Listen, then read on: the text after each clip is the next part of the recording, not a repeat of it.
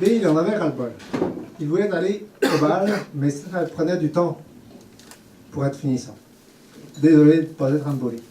On aurait pu le voir ce matin-là prenant son bol de lait, revenant vers un air plus zen, avec son bol zen. Dans ces instants, il fut saisi par une histoire qui passa par son lobe. Gaspard, Gaspard, parti dans la brume. Bill rêvait, éveillé. Les traces sont encore visibles sur ce sol crasseux. Un crissement de pneus, je me souviens. La vache meuglait. C'était vachement bizarre. Je n'aurais jamais cru Gaspard cap d'un bazar pareil.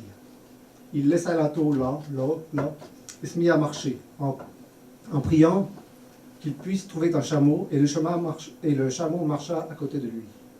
Le chameau faisait des arrêts pipi très souvent. Il faisait aussi des trop arrêts. Il eut bientôt une multitude de petits chats de toutes les couleurs. Vous savez comment ils sont à leur âge.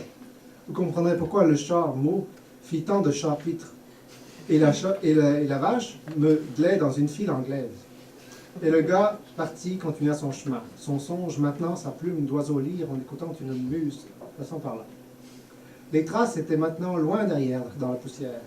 Et bientôt la neige, et bientôt l'hiver, avec les batteries à terre, etc. Et la neige tombait par-dessus la neige neigée, par-dessus les traces devant la vache, vachement zen, maintenant recouverte d'un blanc.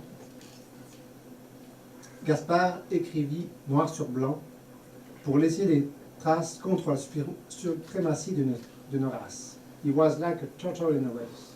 Il avait le temps, un certain temps, in Indian time, in African time. Il semblait courir comme un lapin, et ces tranches de vie qu'il écrivait parvenaient aux quatre coins du monde, publiées dans des canards divers. Il semblait chercher quelqu'un ou quelque chose.